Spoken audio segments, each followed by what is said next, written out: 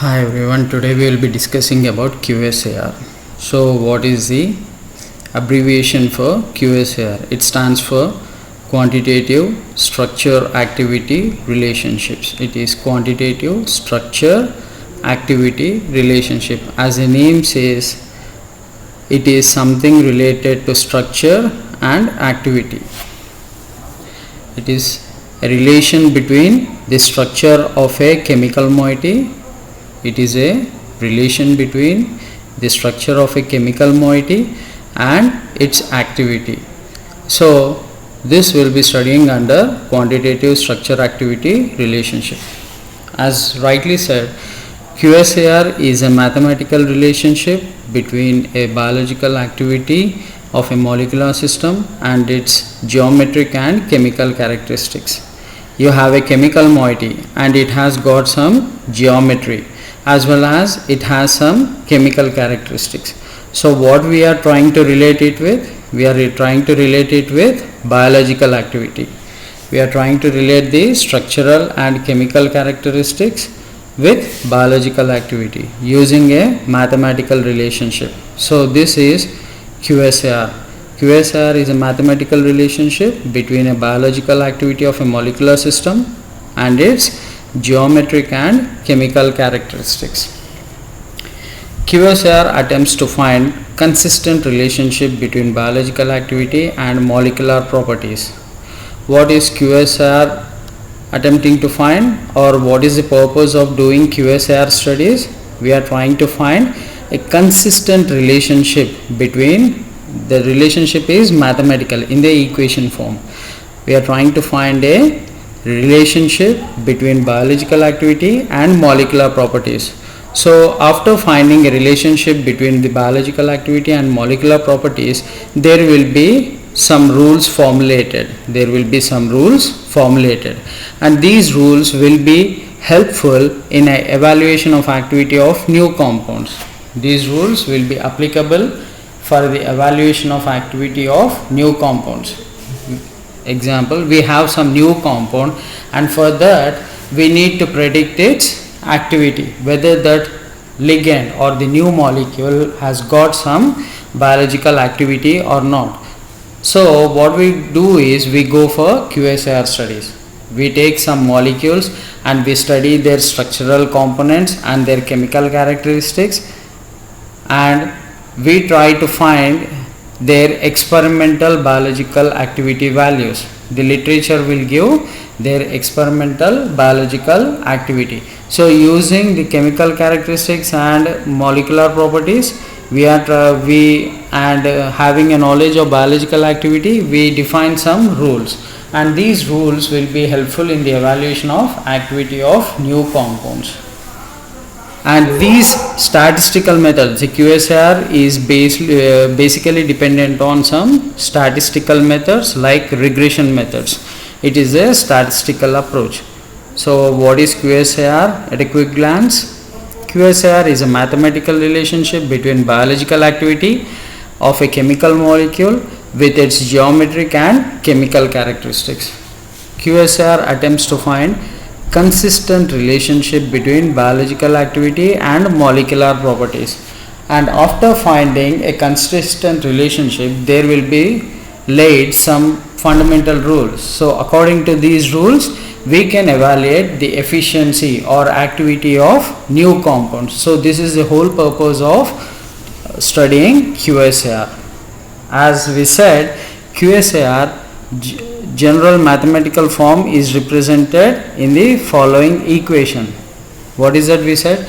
We are trying to find the relationship between biological activity and chemical properties or physical properties of a molecule or a ligand. So in a simple sense, the QSAR can be defined as biological activity is a function of physicochemical properties. Biological activity is a function of physicochemical properties.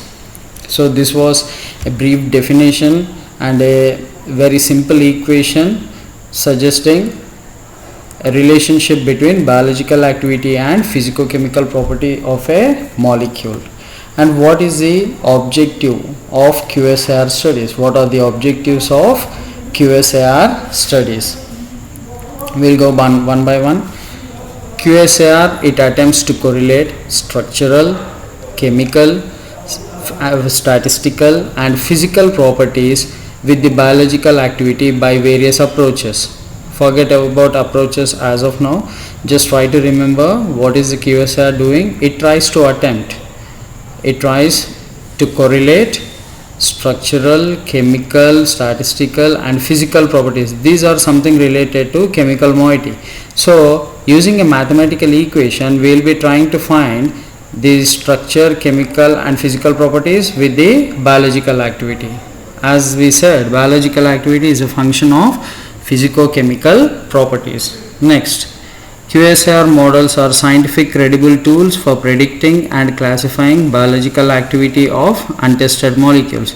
As we said, based on the earlier literature, we get to know that some specific ligands have some structure and some chemical properties.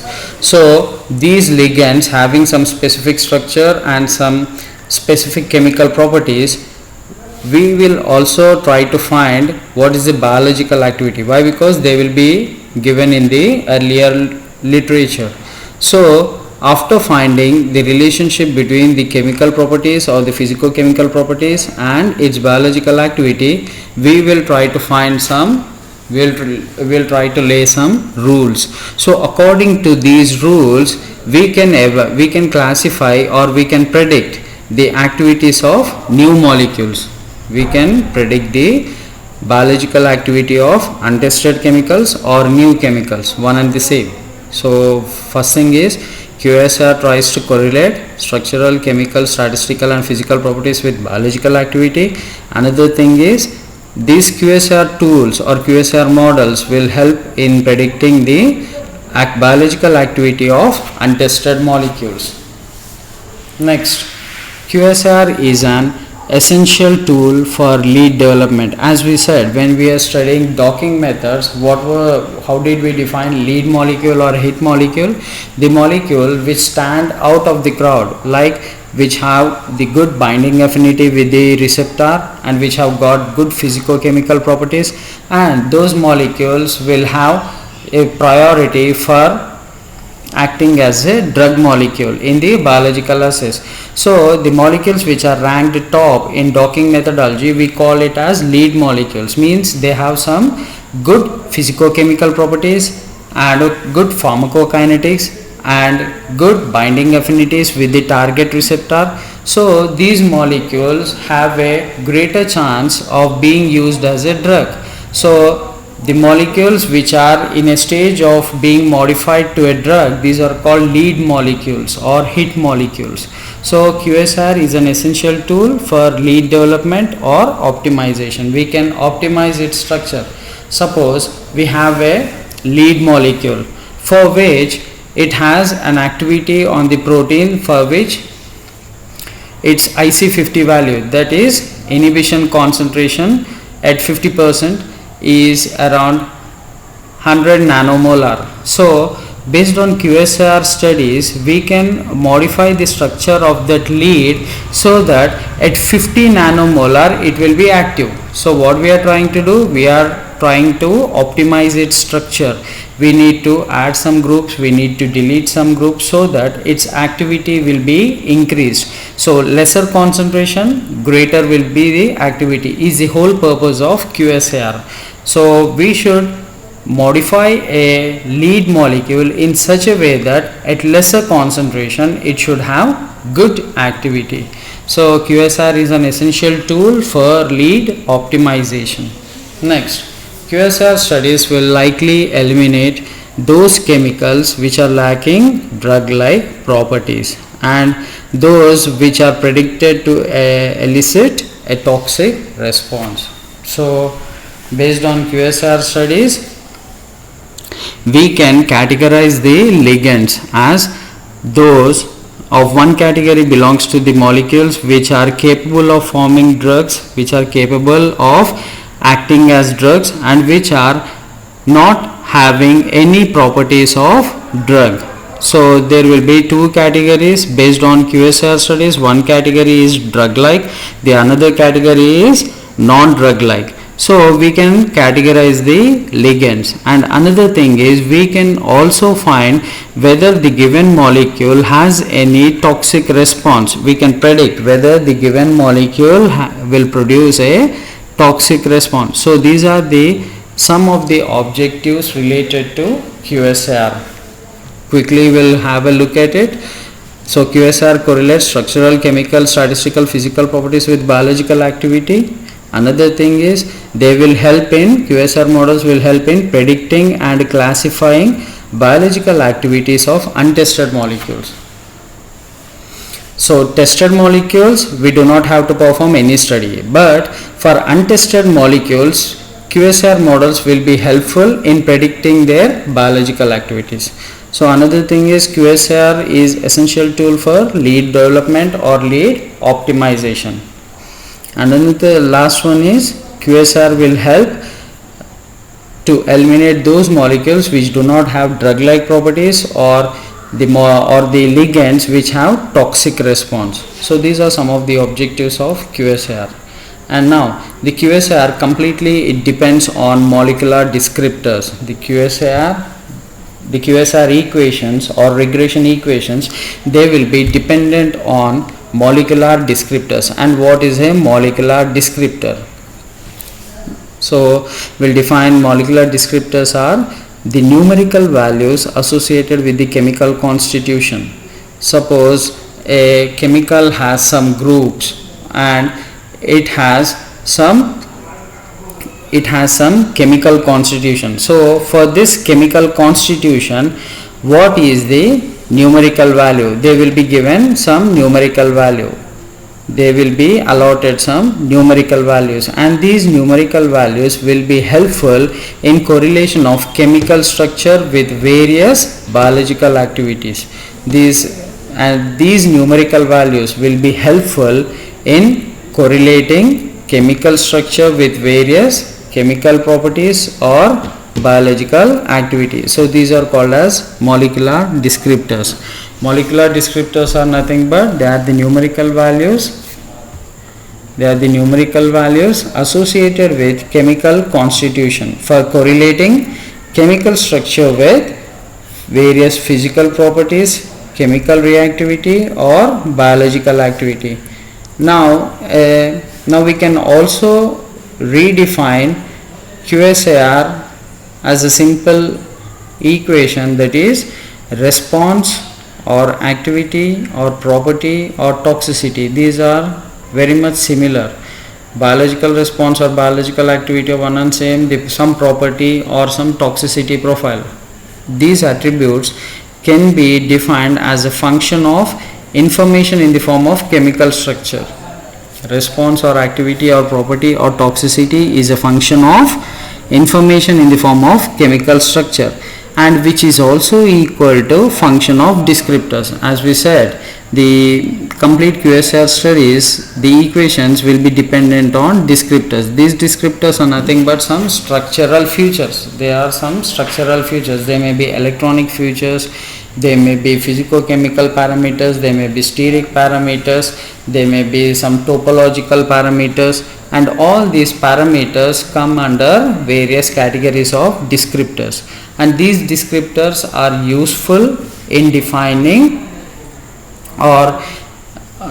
QSAR equation. So as we said, response or activity or property or toxicity is a function of information in the form of a chemical structure, and this information is available in the form of descriptor. The information is available in the form of descriptors. So directly you can say that response or activity is a function of descriptors. Response or activity is a function of descriptors. And so QSAR is completely dependent on descriptors, and according to your syllabus you have some physicochemical descriptors we will be studying one by one, and before that we will be seeing what are the different types of descriptors used in QSAR studies. So these descriptors can be classified as physicochemical descriptors, chemical descriptors. Under this we find hydrophobic, steric, electronic. Physicochemical descriptors we find hydrophobic, steric, electronic. Next, structural descriptors based on frequency of occurrence of a substructure. Structural descriptors, it is based on frequency of occurrence, means how frequently it is found in a molecule or it is found in a ligand. So that substructure, it comes under structural descriptors. The next category of descriptors are topological descriptors, electronic descriptors. These are based on molecular orbital calculations. And the next one is geometric descriptors, which are based on the surface area calculations. Geometric descriptors are based on surface area calculations. And next one is simple indicator parameters. They are called dummy variables. So you just have to remember these names, but according to your syllabus, physicochemical descriptors are to be focused on. So what are the different types of descriptors? Physicochemical, structural, topological, electronic, geometric, and simple indicator parameters. So out of these, physicochemical descriptors have been given due importance in your syllabus. So what are these physicochemical descriptors? We'll study one by one. The first one is hydrophobic parameters. As you know, what is hydrophobicity? Dislike of water, something which is disliking water. Phobic means fear. Disliking of water. Hydrophobic means it should be lipid loving. Hydrophobic means it must be lipid loving and it should be water disliking. So under this hydrophobic parameters, the first descriptor is partition coefficient. We have already studied what is partition coefficient. It can be represented as P and the logarithmic form is log P. And the relative affinity, how is it defined? It is the relative affinity of a drug molecule for an aqueous or lipid medium.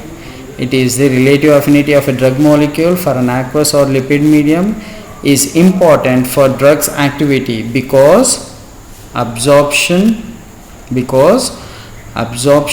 transportation, excretion are dependent on partitioning phenomena.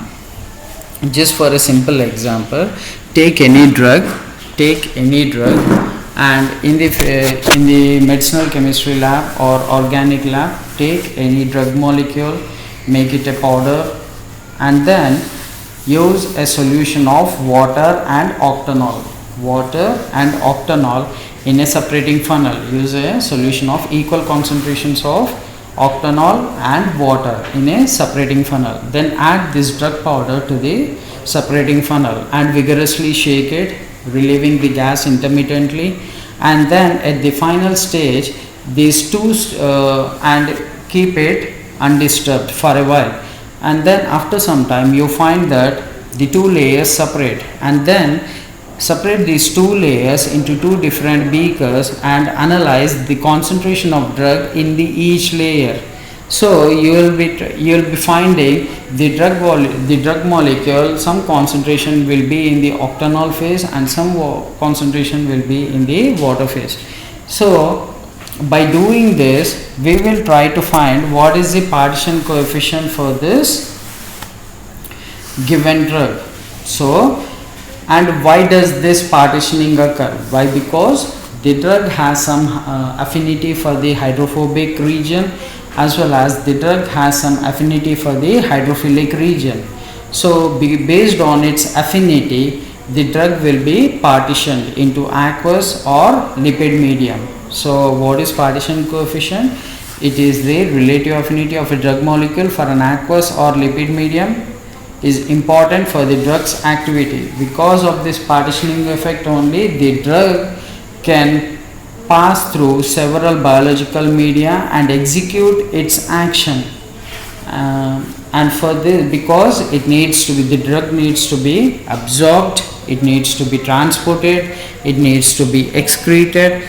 These are the phenomena which are dependent on partitioning. These are the phenomena which are dependent on partitioning. So partition coefficient plays an important role in the drug's activity. It's drug transportation, drug absorption, drug excretion. So how do we define partition coefficient? Partition coefficient is nothing but C octanol by C water in the brackets. C is nothing but the concentration of the drug in the octanol layer by divided by concentration of the drug in water layer. As you can see, C, it is octanol is a concentration of solute in the lipid phase, N-octanol, and C aqueous is the concentration of the solute in the aqueous phase. And here you can see, by doing this you can analyze the drug is lipophilic or hydrophilic. If the partition coefficient value is greater than 1, they are lipophilic or hydrophobic. If the partition coefficient value is greater than 1, it is lipophilic or hydrophobic, and for which the partition coefficient is less than 1, they are found to be hydrophilic. The most widely used molecular descriptor to encode this property is the logarithm of the partition coefficient. As we said, we can just use P or log P. So the logarithmic form of a partition coefficient is log P between octanol and water. Between octanol and water.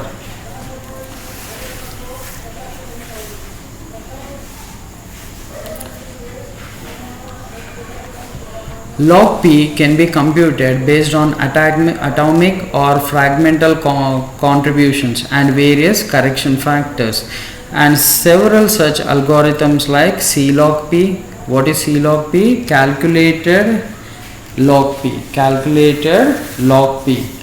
A log P. A log P is nothing but partition coefficient. Here also log P is partition coefficient. Here it is C log P. Calculated log P, and here A log P is also a partition coefficient, which is a ratio of a compound's concentration in octanol to its concentration in water when the phases are at equilibrium. This is important. When the phases are at equilibrium. When the phases are at equilibrium, we use the term A log P, and this is just calculated log P. This is just calculated log P. So here the Hans equation for calculating log P is dependent on several fragment factors. It is dependent on several fragment factors and several correction factors. Hans equation for calculating log P is dependent on several fragment factors and several correction factors. And why does this occur? Because of intramolecular interactions such as electronic, steric, hydrogen bonding effects. And why do we have to go for fragment factors and correction factors? Why? Because there will be some intramolecular interactions. There will be some intramolecular interactions such as electronic, steric, and hydrogen bonding effects. So according to Hans equation, log P is equal to sigma AI Fi plus sigma Bj Fj. And what are these AI Fi and Bj Fj? Where Fi stands for fragment factors, Fi stands for fragment factors, and Fj stands for correction factors. Fi stands for fragment factors, Fj stands for correction factors. The contribution for each fragment Fi, the contribution for each fragment Fi is multiplied with occurrence of that fragment Ai. Ai is occurrence of a factor and Fi is the fragment factor, and Fj is the correction factor, and Bj is the number of instances of that correction, number of instances of correction. As you can see here, it is number of instances of the correction in this structure, so that stands for Bj. So by employing this equation you can find out log P value. This is Hans equation.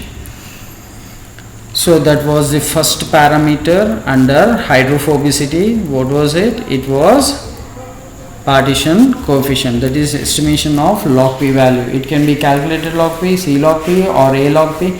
A log P is done at equilibrium. and the equation we are using to find Hans equation is log P is equal to sigma AIFI plus sigma BJFJ, where AI is the occurrence of a fragment and Fi is the fragment factor, Bj is the occurrence of instance of correction factor, and Fj is the correction factor. Next, hydrophobic constituent constant, hydrophobic constituent constant, that is indicated as pi. The partition coefficient is indicated by P. The hydrophobic substituent constant is indicated by pi. Hydrophobicity is the association of non-polar groups or molecules in an aqueous environment. As you can see in practice, when you take a bowl in which water is filled and immediately on this water layer you drop 2 drops of oil, the oil will not be dispersed, it will not be dispersed, it will not be solubilized, but it will gather at one point. Why? Because of hydrophobicity. The hydrophobic groups will try to aggregate at one point. So hydrophobicity is the association of non-polar groups or molecules in an aqueous environment, which arises from the tendency of water to exclude non-polar molecules. This statement is very clear, no need of any explanation. The hydrophobicity of the compounds in the series can be represented on a relative scale with the hydrophobic substituent constant pi. What is pi? Hydrophobic substituent constant. And how do we find the hydrophobic substituent constant pi? Pi x is equal to log px minus log pH. And what are these px and pH and pi x? We'll see. What is px? Px is the partition coefficient of the derivative. Partition coefficient of a derivative. Suppose you have a benzene ring. So if you take benzene ring as the parent compound and its derivative benzene, and to this is associated chlorine, that is chlorobenzene. So what is the derivative of benzene? Chlorobenzene. So now the partition coefficient of chlorobenzene is px and the partition coefficient of benzene is pH, and pi x is the difference in the partition coefficient. So now px is the partition coefficient of the derivative and pH is the partition coefficient of the parent compound. The variable pi x expresses the variation in lipophilicity. What is that we are trying to find? The variation in lipophilicity which results when a substituent X replaces hydrogen. You have benzene, the molecular formula is C6H6. So what is the molecular formula for chlorobenzene? It is C6H5Cl, means we are removing a hydrogen atom and we are replacing it with chlorine. So here the substituent X is chlorine and H is the replaced atom.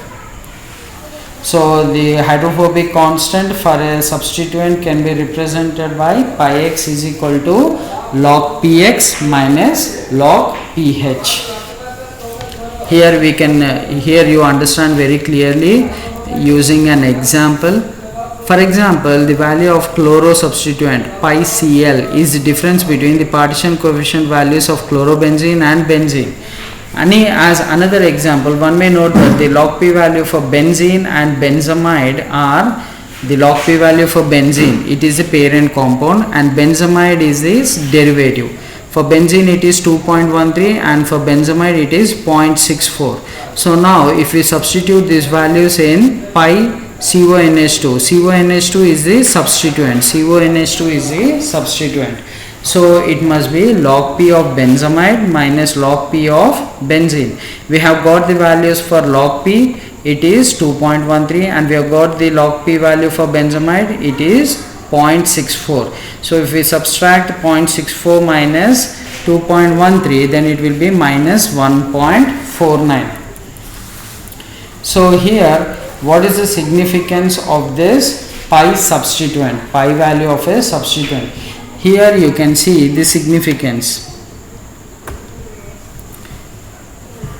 A positive value of pi indicates that the substituent is more hydrophobic than hydrogen. A positive value of pi is likely to be hydrophobic, and a negative value indicates the group is hydro, and the less or the negative value indicates that it is less hydrophobic, means it must be hydrophilic, more hydrophilic. Less hydrophobic is nothing but more hydrophilic. So you know that amides are polar groups. So obviously benzamide should be more polar than benzene. And as the equation also suggests that the substituent value pi amide is minus 1.49, it means that the lipophilicity imparted by the CONH2 group is less compared to parent compound, that is benzene. So this is the equation. Pi x is equal to log px minus log pH. So this is the another parameter under hydrophobicity. So first one was partition coefficient under hydrophobicity. Under hydrophobic parameters, the first one was partition coefficient. The next one is hydrophobic substituent constant pi, and the next one is hydrophobic fragment constant. Here we define the hydrophobic fragment constant of a substituent or molecular fragment represents lipophilicity contribution of that molecular fragment. What does it define? It imparts lipophilicity contribution. That can be represented as F dash. So three parameters under hydrophobic parameters. One is partition coefficient, next one is hydrophobic constituent constant pi, and another one is fragment lipophilicity, hydrophobic fragment constant. So these are some of the parameters under hydrophobic parameters. So next are electronic parameters.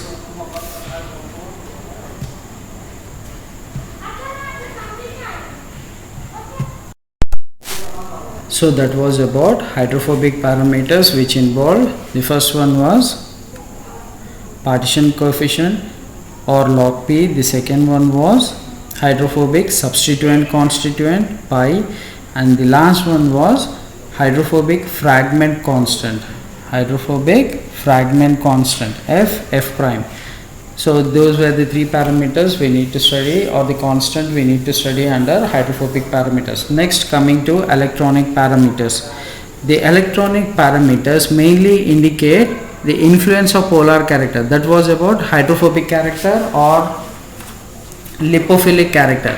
Now we will be studying about polar character. Obviously a drug has some polar characteristics and some non-polar characteristics. We have used some equations for defining its non-polar characteristics influence on its biological activity, and now we will study about the polar characteristics influence on drug activity.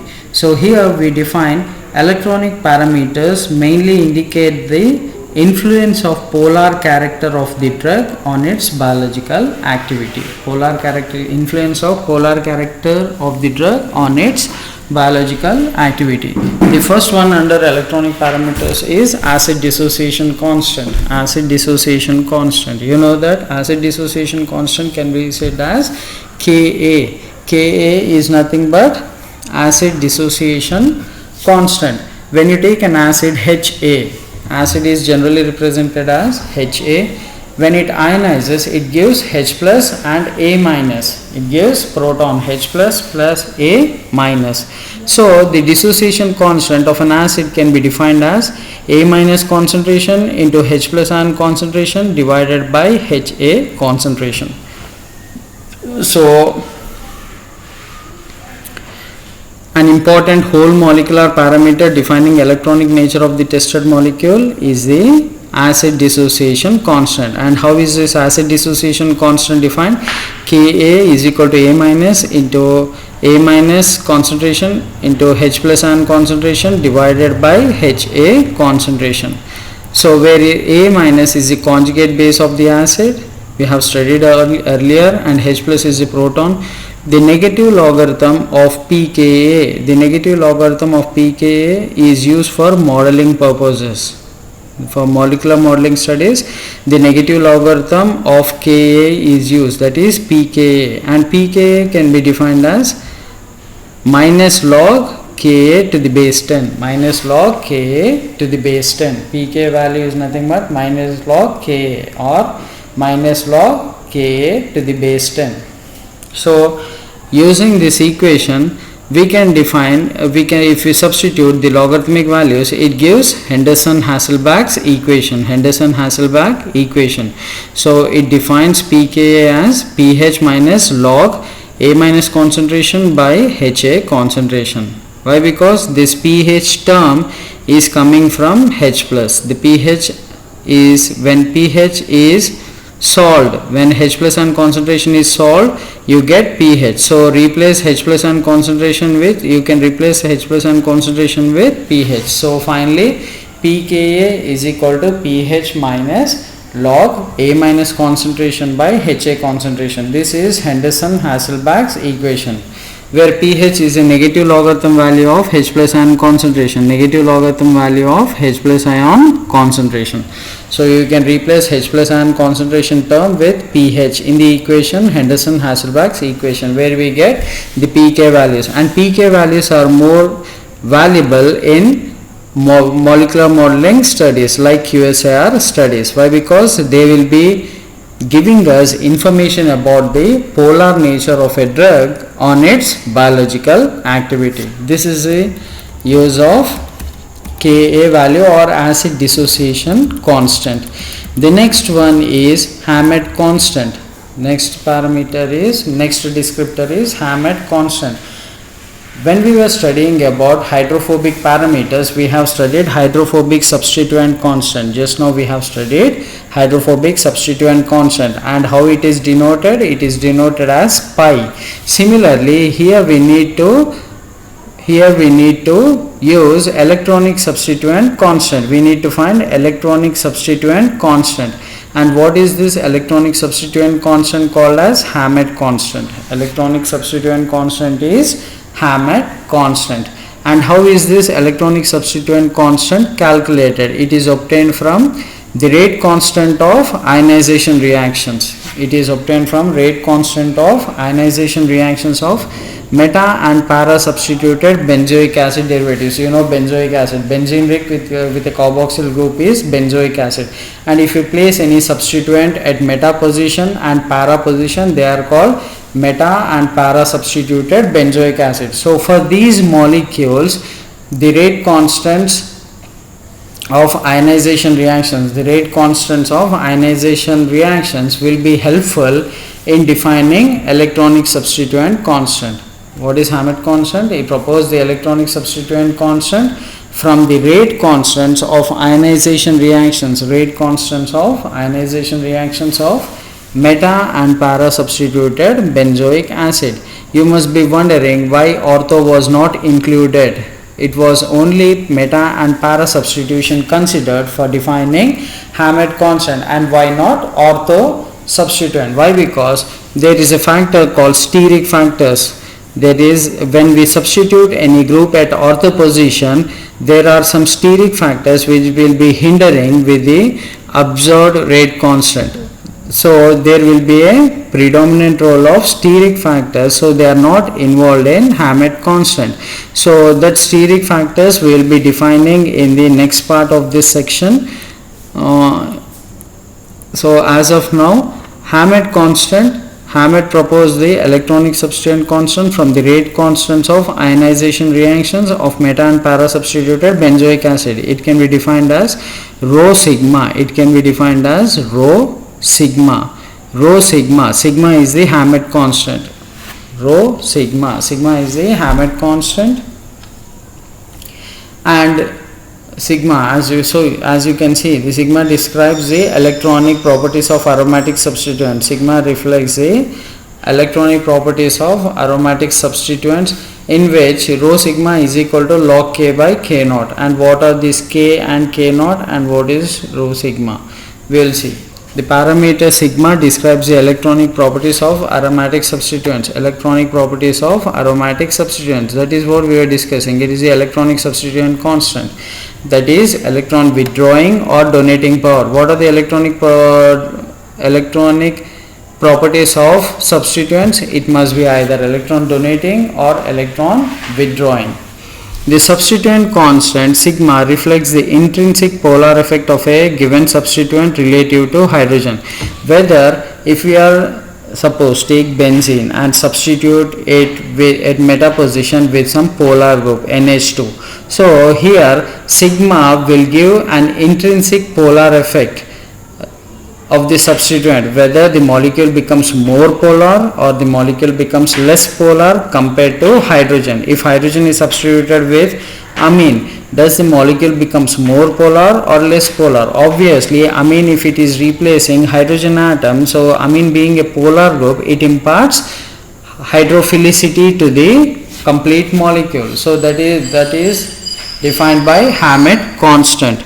This effect is independent of the reaction. The constant K naught refers to the rate constant for the unsubstituted compound. K naught refers to the ionization rate constant. Ionization rate constant for the unsubstituted compound. For our example, we took it as benzene.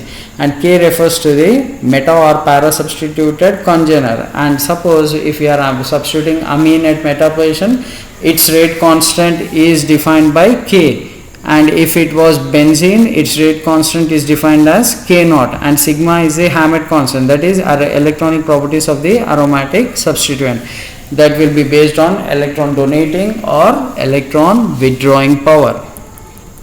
So now one of the limitation of Hammett constant is it does not hold for ortho substituent. This characteristic is known as ortho effect. Why? Because there will be some steric parameters we need to consider. Steric parameters. One of the limitation of Hammett constant usage is it does not hold for ortho substitution. It is only suitable for meta and para substitutions.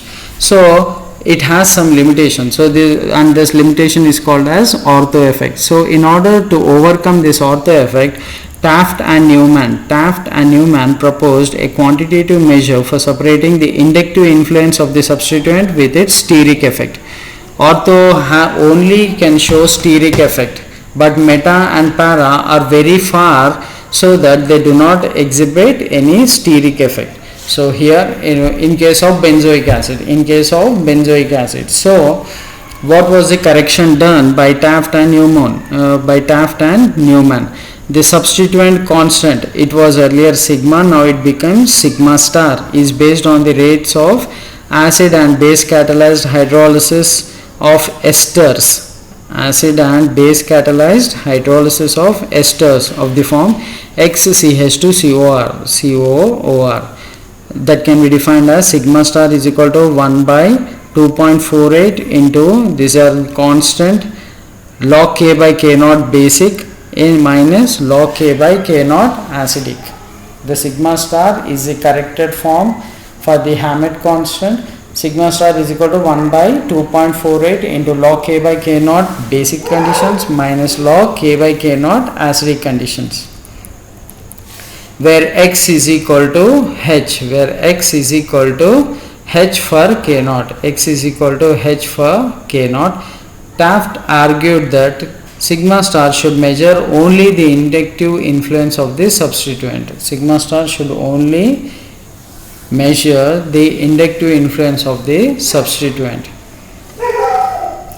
And they have also tried to include inductive effect and resonance effects. You know what is inductive effect, and you also know resonance effect. When these inductive effect and resonance effects were quantified for electronic effects, the equations are sigma p It is para substitution. Sigma B means the para substitution. Sigma is equal to sigma I plus sigma R. It is not 1. Sigma I, that is because of the Hammett constant, because of inductive effect, and Hammett constant because of resonance effect.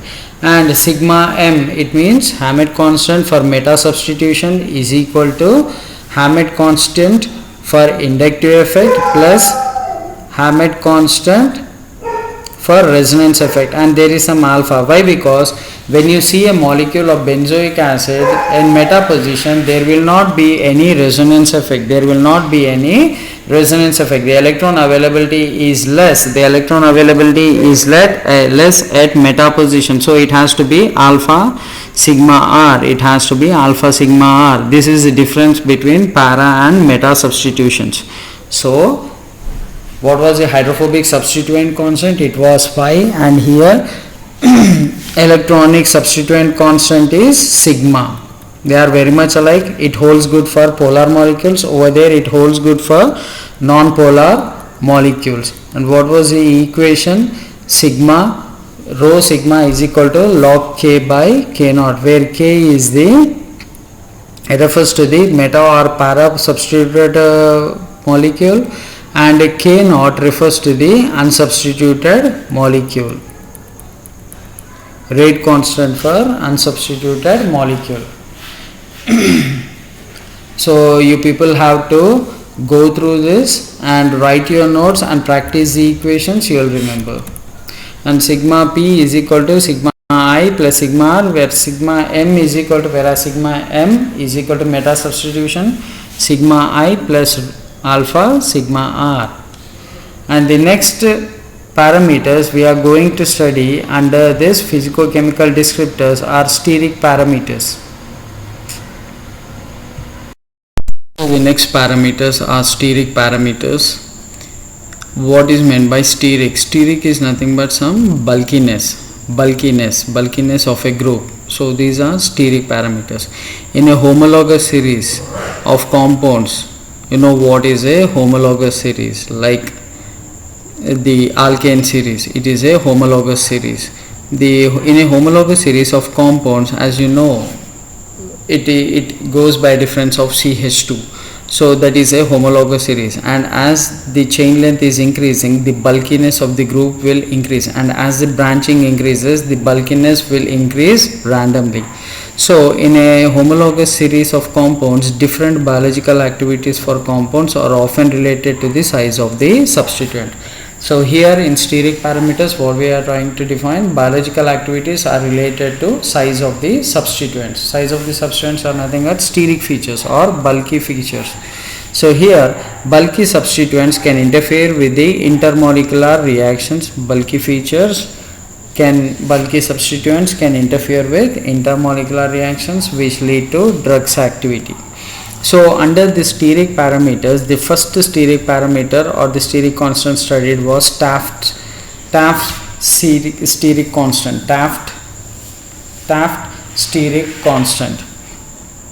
So here who proposed that it is a measure of steric effects, that is substituent X, which was proposed, Taft steric constant, which was proposed as a measure of steric effects,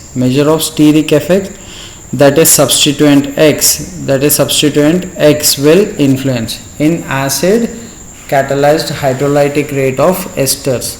You know that the esters can be hydrolyzed by using acid.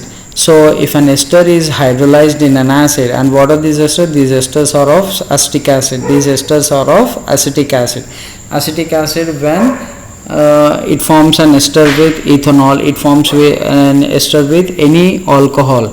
So those esters, if they are hydrolyzed in acidic conditions, and what are the substituents present on those acetic acid derivatives? So this represents Taft steric constant, which was proposed as a measure of steric effects, that is substituent X in acid catalyzed hydrolytic rate of esters, acid catalyzed hydrolytic rate of esters in substituted acetic acid esters.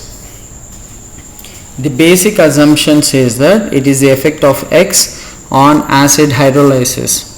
The effect of X on acid hydrolysis. Acetic acid esters. How does it look like? What is acetic acid? CH3, C double bond O, O, R. R is the R group. R will be the alcohol group. So, if you substitute an X on the ester moiety, that is acetic acid ester, and what is its influence on the acid hydrolysis and what is its bulkiness? Obviously, if you are substituting it with a X group, it must have some bulkiness. And what is its bulkiness effect on hydrolysis? We will be studying under Taft steric constant. While the Hammett equation, just now we have seen Hammett equation. In the Hammett equation, we were studying about the effect of inductive effect and resonance effect. How the inductive effect and resonance effect influences the ionization reaction rates. How they influence the ionization reaction rates.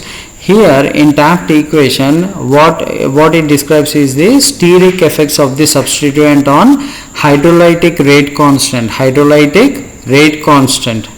in an acidic medium. Taft Hammett equation was signifying inductive and resonance effect on reaction rates, that is ionization reaction rates. And here Taft steric constant will describe the steric effect of a substituent on the hydrolytic reaction rate constant. And ES, it is defined as ES is equal to log KXA minus log KCH3A. This is KCH3 is methyl group. So log A minus log B is log A by B. You know the mathematical form. This is like log A and this is log B. So if you go for logarithms, log A minus log B is equal to log A by B. So here this can be rewritten as log Kx by KCH3 whole taken A. The subscript A is nothing but the subscript A denotes hydrolysis in acidic solution. It describes hydrolysis in acidic conditions. As we said, the Taft steric constant focuses mainly on acid hydrolysis. So we need to represent it as A. And what are Kx and KCH3? These are the rate constant, acid rate constant for hydrolytic reaction. When substituent is X, and when it is unsubstituted, X is equal to CH3. If a substituent is present, it is X, and if it is not present, it is CH3. So this is Taft steric constant. TES is equal to log Kx A minus log KCH3A. It is in the form of log A minus log B. So it can be rewritten as log A by B whole A.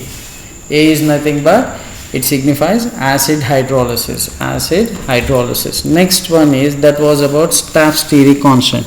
So here what is the significance? The bulkier is the substituent, the more negative are the ES constant values. If bulkiness of the group is more, the group is large enough, then more negative will be the Taft constant. The group is more bulkier, more negative will be the Taft constant. That is the significance of ES in hydrolytic rate constant of acetic acid esters in acidic hydrolysis conditions. Next is Charton's steric parameter nu and van der Waals radius. So Charton found that Taft steric constant is linearly dependent on van der Waals radius. Why? Because he was saying that in Taft equation he was signifying the influence of steric effect. As the steric effect is increasing, means the group is becoming bulkier, obviously its radius will be increased. Obviously if the group is increasing, the radius will be increasing. So the van der Waals radius is also increased. So because of inclusion of this van der Waals radius, it is called as Charton steric parameter. So here it led to the development of Chorlton's steric parameter, which is nu x. So here Chorlton's steric parameter can be defined as nu x is equal to Rx minus RH. And what is Rx? Rx and RH are the minimum van der Waals radius of the substituent and hydrogen. RH is the van der Waals radius of the hydrogen, and Rx is the van der Waals radius of the substituent, and nu x, it is Chorlton's steric parameters, and Es is the Taft steric parameter, Taft steric constant Es. Hammett constant was sigma. Chorlton's steric parameter is nu x, and here what is Rx and RH? Rx is nothing but minimum van der Waals radius of the substituent, and RH is a van der Waals radius of the hydrogen, and RH van der Waals radius is constant, that is 1.20. So it can be defined as nu x is equal to Rx minus 1.20. So this is Chorlton's steric parameter.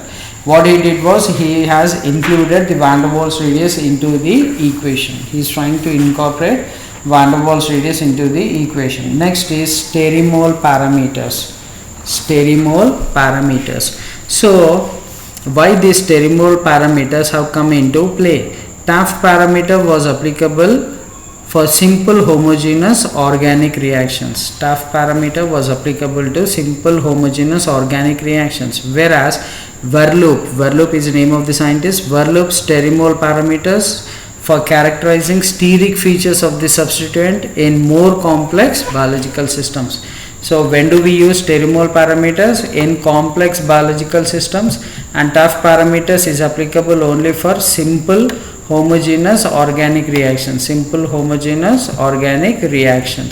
and sterimol parameters are useful for complex biological systems, steric features in complex biological systems. So here what are the sterimol parameters? Or they can be called as descriptors. They are set of 5. Try to remember, they are set of 5, and they are defined as L, B1, B2, B3 and B4. L is something related to length, and B is something related to breadth or width. So here what is L? L is length of the substituent along the axis of the bond between the first atom of the substituent and the parent molecule. Here by looking at the diagram you can clearly understand this is the molecule, this is the parent compound in which it has a substituent COOH carboxyl group. By looking at this diagram, if you go through what are the parameters L, B1, B4, you can just remember how are they significant in defining steric features of substituents in complex biological systems. So this is sterimol parameters. L is equal to length, that is of substituent along the axis of the bond between first atom of the substituent and the parent molecule, and width parameters B1 to B4 are all orthogonal, that is perpendicular to L. These are all perpendicular to L. Perpendicular means at an angle of 90 degrees. B1 has the smallest width and B5 has the largest width parameter. B1 has the smallest width and B5 has the largest width parameter, and which does not have any directional relationship with L. As you can see here, B4, B3, B4, B3, B1, B2 and B5. So next is under steric parameters, molar refractivity. What is molar refractivity? Molar refractivity MR is a molar volume corrected by refractive index. It represents the size and polarizability. Molar refractivity has something to do with polarizability. So here it represents the size, that is the bulky group. We are studying these parameters under steric effect, so size is important. It represents the size and polarizability of a fragment or a molecule. The molar refractivity is nothing but it is a molar volume corrected by refractive index. Molar volume corrected by refractive index. And what is the what is the equation? Molar refractivity is equal to n square minus 1 by n square plus 2 into molecular weight divided by density. So n is the refractive index. N is the refractive index, Mw is the molar or molecular weight, and D is the density of the compound. Density of the compound.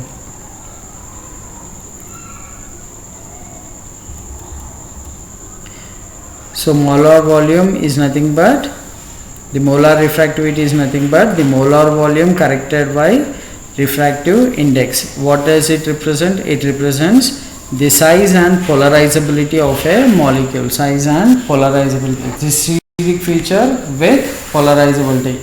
The steric features with its polarizability. Mr is equal to n square minus 1 by n square plus 2 into molecular weight divided by density. And the last parameter is paracore. Paracore.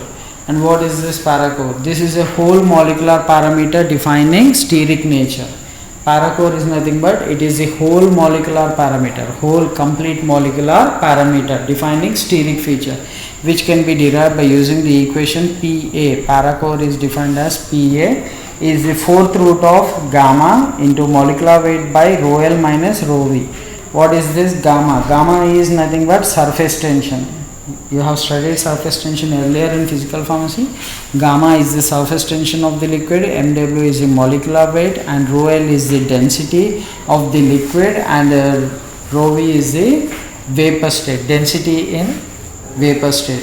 Paracore is nothing but it is a whole molecular steric parameter,